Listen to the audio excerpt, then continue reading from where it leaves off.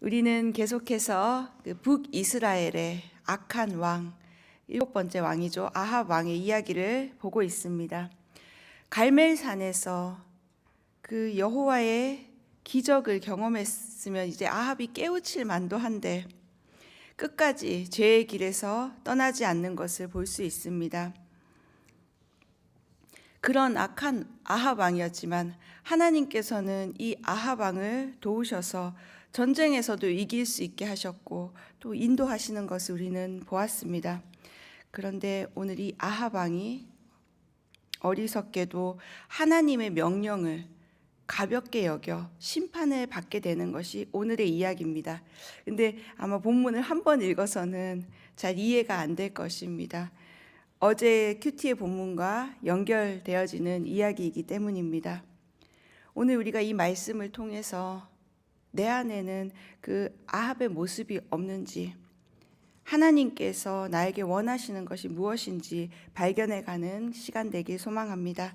먼저 오늘 본문 말씀에서 35절, 36절 말씀을 다시 한번 읽어봅시다. 35절, 36절 시작.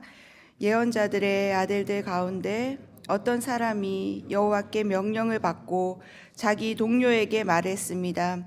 나를 쳐라. 그러나 동료 예언자가 때리기를 거절했습니다. 그러자 그 예언자가 말했습니다. 내가 여호와의 말씀에 순종하지 않았으니 내가 나를 떠나자마자 사자가 너를 죽일 것이다. 그러고 나서 그 사람이 나가자마자 정말 사자가 나타나 그를 죽였습니다. 아멘. 우리는 어제 이 아합 왕이 하나님의 능력과 도우심으로 전쟁에서 큰 승리를 거둔 말씀을 보았습니다. 아람 지역은 그 현재 지도상의 시리아 지역입니다. 레바논과 국경 지대에 있고 성경에서는 이제 그 지역을 아람이라고 표시합니다. 당시 아람과 이스라엘은 속국 관계였습니다. 그래서 전쟁을 할 수 없을 만큼 아람은 아주 막강한 그런 국가였던 것입니다. 어제도 보았듯이 이스라엘 군인은 고작 7,000명, 232명이었지만 하나님의 도움으로 아람의 보병 10만 명, 10배가 넘죠. 10만 명의 군인이 죽고 또 성벽으로 도망친 2만 7천 명까지 성벽이 그냥 무너지면서 죽었던 그 이야기를 보았습니다. 숫자상으로는 절대 이스라엘이 이길 수 없는 전쟁이었습니다. 이렇게 큰 승리를 거둔 아합은 하나님께서 왜 이 승리를 주셨는지 전혀 생각지 않았습니다. 하나님께 영광을 돌리지도 않았고 하나님의 명령을 잊고 오히려 자기의 판단대로 아람 왕 베나닷을 풀어주었던 것을 어제 보았습니다. 이것은 결코 하나님 앞에서 가벼운 죄가 아니었습니다. 이 아합의 잘못을 지적하기 위해서 오늘 한 사람의 예언자가 아주 특이한 방법으로 그 하나님의 메시지를 받는 것을 볼 수 있습니다. 그래서 오늘 본문을 보면 예언자 중에 한 사람이 여호와의 명령을 받고 다른 예언자에게 이렇게 얘기합니다. 나를 쳐라. 근데 그 한 예언자는, 다른 예언자는 이유 없이 때리라고 하니까 때릴 수가 없겠죠. 그래서 동료가 이제 거절한 것입니다. 내가 어떻게 당신을 때립니까? 그때 이제 이 예언자가 말합니다. 하나님의 명령이었는데 네가 불순종했으니 네가 오늘 사자에게 죽임을 당할 것이다. 근데 진짜 그 동료가 집을 나서자마자 사자에게 죽임을 당하는 그 장면을 우리가 읽었습니다. 아합은 하나님의 뜻에 따라 베나닷을 쳤어야 했습니다. 그것이 하나님의 뜻이었습니다. 이것은 선과 악의 기준이 인간의 판단이나 인간의 합의에 있는 것이 아니라 하나님의 말씀에 있다는 것, 하나님의 그 명령을 따르는 것이 가장 중요하다는 것을 보여주는 것입니다. 하나님은 그 베나닷을 진멸할 것을, 완전히 없앨 것을 명하셨습니다. 이 얘기를 들으면 우리가 또 떠오르는 성경의 이야기가 있죠. 이스라엘 백성들이 여리고를 점령할 때 하나님은 완전히 진멸하라고 말했습니다. 그러나 아간이라는 그 사람이 진멸해야 할 물건의 일부를 취한 일이 있었습니다. 하나님은 그 적을 물리칠 때 완전히 깨끗이 그 적을 없애기를 원하십니다. 그것은 바로 악의 흔적을 남기지 않기 원하시는 하나님의 마음입니다.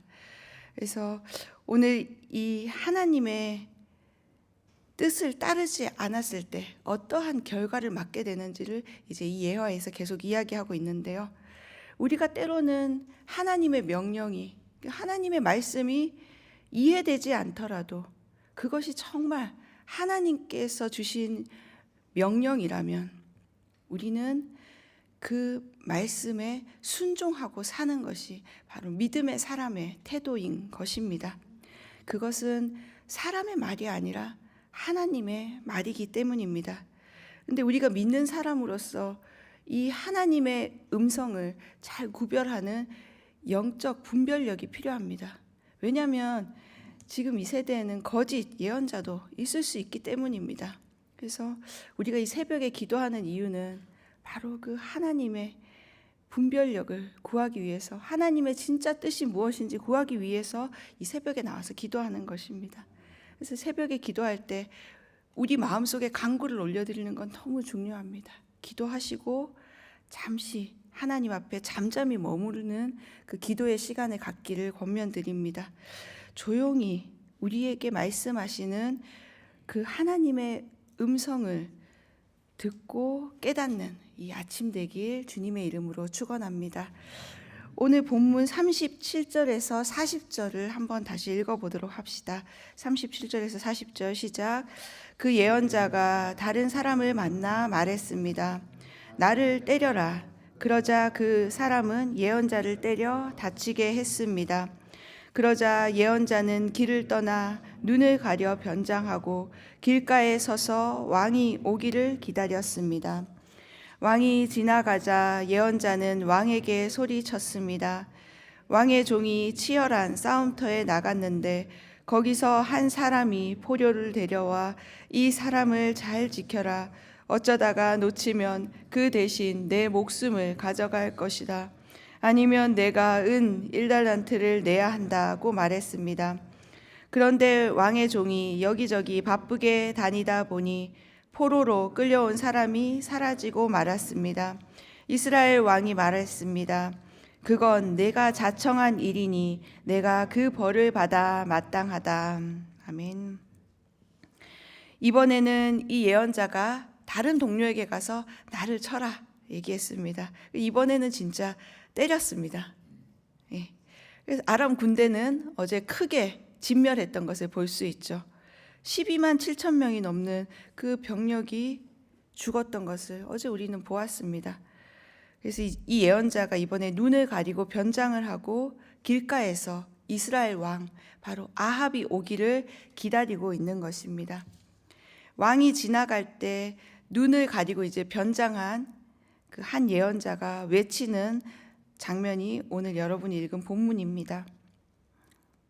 여기서 왕의 종은 바로 아합 왕을 이야기합니다. 그리고 포로는 베나닷을 이야기합니다.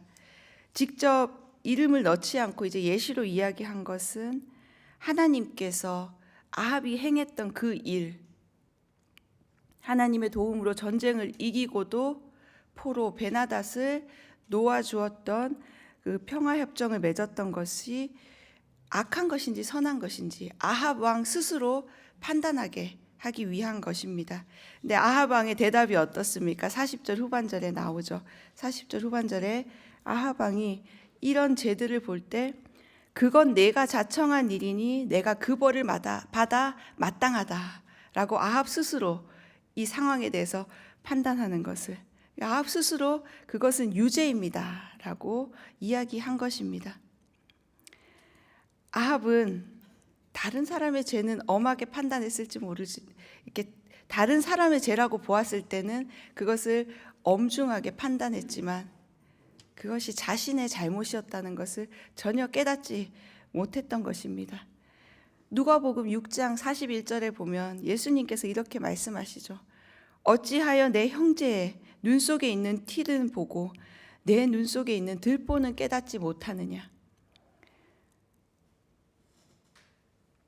다른 사람의 눈에 티는 보면서 자기 눈에 들보는 깨닫지 못한다는 그 예수님의 가르침처럼 오늘 아합 왕은 죄의 영향력 아래 눌려서 자신의 그 죄의 무게를, 자신의 죄가 얼마나 엄중한지를 전혀 깨닫지 못했던 것입니다.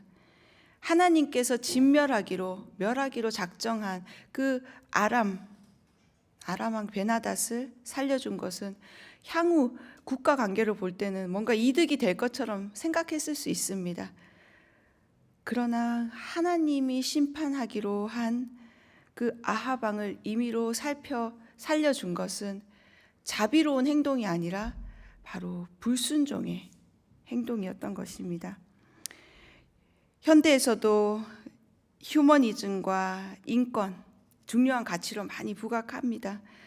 그러나 우리 믿는 사람은 하나님의 말씀, 하나님의 명령을 기준으로 삼아 그 가르침을 따라야 합니다.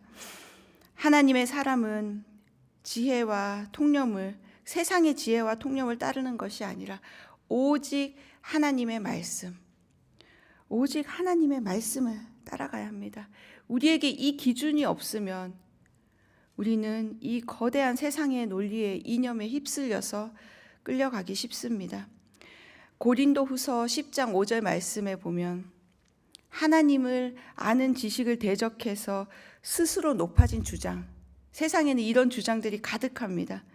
근데 이것을 무너뜨리고 모든 생각을 사로잡아 그리스도께 복종하게 하는 하나님의 능력이 있다고 분명히 말씀하고 있습니다. 교회는 계속해서 세상의 수많은 사상과 이념들의 공격을 받게 될 것입니다. 또 악의 세력들은 거대한 물결로 교회조차도 그 세상의 이념과 사상에 따라가도록 우리를 계속 설득할 것입니다.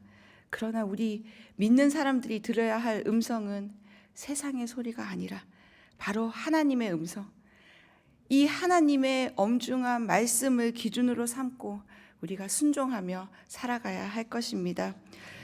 오늘 마지막 41절에서 43절 이 본문을 한번 읽어봅시다. 시작. 그때 예언자가 재빨리 눈에서 머리끈을 풀어냈습니다. 그러자 이스라엘 왕은 그가 예언자들 가운데 하나임을 알아차렸습니다. 그가 왕에게 말했습니다. 여호와께서 말씀하십니다. 너는 내가 죽이기로 작정한 사람을 놓아주었다. 그러니 내 목숨이 그 목숨을 대신하고 내 백성들이 그 백성들을 대신하게 될 것이다. 이스라엘 왕은 화가 나 사마리아에 있는 자기 왕궁으로 갔습니다. 예언자가 이제 눈을 가렸던 수건을 풀어서 정체를 드러냈습니다. 이 본문에서 아합 왕을 이제 이스라엘 왕으로 표시하고 있습니다. 이 이스라엘 왕은 바로 아합 왕입니다. 그것은 이스라엘 왕으로서 아합이 저지른 죄와 심판을 받고 있는 이 상황을 설명하기 때문입니다. 이것은 개인적인 대가뿐만 아니라 국가적으로, 이스라엘 국가적으로 큰 어려움을 주는 일이기도 합니다. 오늘 이 42절에 예언자의 이 예언은 실제로 이제 열왕기상 22장에 가면 길르앗 라못 전투에서 성취되는 것을 우리가 볼 수 있습니다. 아합이 이 말을 듣고 화가 나서 왕궁으로 돌아갔다라고 마지막에 기록하고 있습니다. 사실 얼마나 분하고 억울한 마음이 들겠습니까? 아합 생각에는 이 평화 협정을 잘 맺어서 앞으로 잘 지내면 좋을 거라고 생각했는데 이것이 하나님께 이런 엄청난 심판을 받게 될 것이라고는 상상을 못한 것이죠. 때로 불순종은 화남의 감정으로 드러나게 되기도 합니다. 우리가 살다 보면 사실 마음에 화가 날 때가 얼마나 많습니까? 또 분함과 또 침울한 그런 기분이 들 때가 있습니다. 그런 원치 않는 감정들이 찾아올 때 어떻게 하십니까? 우리는 이 말씀 앞에서 나의 내면을 잘 살펴보고 비춰보아야 합니다. 그 원인이 타인이 아니라 바로 내 안에 있을 때가 많기 때문입니다. 그 화나고 우울한 우리의 내면의 감정들은 하나님을 신뢰하지 않을 때 나타나는 감정일 수 있기 때문입니다. 근데 오늘 이 본문을 보면서 성경에서 이 예언자의 경고를 받았던 또 한 사람의 이야기가 여러분 떠오르지 않습니까? 바로 우리 다윗 왕의 이야기입니다. 다윗 왕이 밧세바를 범했을 때 나단 선지자가 와서 이제 다윗에게 비유로 이야기하죠. 사무엘하 12장에 나오는 얘기인데 그 한 성에 사람이 살고 있었는데 두 사람이 살고 있었는데 한 사람은 아주 부자였고 또 한 사람은 아주 가난한 사람이었습니다. 그래서 부자는 양과 소가 아주 많았고 가난한 사람은 그 사온 새끼 양 한 마리, 겨우 그 한 마리를 귀중하게 키우고 있었는데 어느 날 부잣집에 손님이 왔는데 이 부자는 자기의 그 양과 소로 손님을 대접한 것이 아니라 단지 한 마리 가졌던 그 가난한 사람의 양을 가져와서 손님을 대접했다. 이런 나단 선지자가 예언으로 그 비유로 다윗 앞에 이야기하죠. 그때 다윗이 이 이야기를 듣고 불같이 화를 내면서 나단 선지자에게 그 일을 한 사람은 마땅히 죽어야 됩니다. 이렇게 이야기했습니다. 그때 나단이 그 일을 한 사람은 바로 왕입니다. 라고 이야기하는 그 일을 여러분도 기억하실 것입니다. 근데 다윗은 어땠습니까? 선지자가 잘못을 지적했을 때 다윗이 한 행동은 바로 철저히 통회하며 자복하며 회개했다는 것입니다. 이것이 바로 다윗이 하나님 마음에 합한 왕이라고 인정받는 비결이었죠. 그런데 오늘 아합 왕은 화가 나서 왕궁으로 그냥 돌아갔다라고 기록합니다. 아합의 반응은 다윗과 같지 않았습니다. 여러분 오늘 누구의 반응을 선택하시겠습니까? 교회에서 화나고 불편한 일이 있을 때 절대 그냥 집에 가지 마시고 하나님 앞에서 반드시 해결 받으시기 바랍니다. 우리가 화난 마음으로 그냥 집으로 돌아가면 하나님이 절대 기뻐하시지 않습니다. 하나님의 말씀이 양심을 찌르고 책망하면 겸손히 그 하나님의 수술대 위에 누워서 우리 자신을 맡기시면 됩니다. 겸손히 그분의 다루심을 받을 수 있기 바랍니다. 히브리서 4장 12절 말씀에 하나님의 말씀은 살아있고 힘이 있으며 양날선 어떤 칼보다도 더 예리해 혼과 영과 관절과 골수를 찔러 쪼개기까지 하며 마음의 생각과 의도를 분별해냅니다. 이 말씀은 하나님께서 우리 마음의 모든 죄의 뿌리까지도 제거하는 놀라운 능력이 된다는 약속의 말씀입니다. 우리 신앙생활 할 때 정말 제일 어려운 것이 무엇입니까? 내 생각과 다른 문제, 내 상식에서 이해되지 않는 일들이 일어났을 때 우리가 가장 그 마음에 어려움과 복잡한 감정이 들지 않습니까? 하나님의 뜻이 무엇인지 알면서도 내 생각과 부합되지 않을 때 우리는 순종하기를 거부하게 됩니다. 이것이 나에게 유익한가? 불리한가? 다른 사람은 어떻게 생각하는가? 많은 사람들이 이 생각을 지지한다. 그 기준으로 따지다 보면 하나님의 뜻에서 점점 멀어지게 되는 것입니다. 우리의 삶의 기준은 바로 하나님의 말씀. 오늘도 우리 하나님의 뜻을 구하며 나아갑시다. 순종하는 사람에게는 하나님께서 놀라운 비밀, 하나님의 비밀을 가르쳐 주십니다. 오늘 우리의 시선을 오직 주의 말씀과 하나님의 명령에 고정합시다. 전능하신 우리 하나님을 붙잡고 순종함으로 살아가는 우리 성도님들 되시길 주님의 이름으로 축원합니다.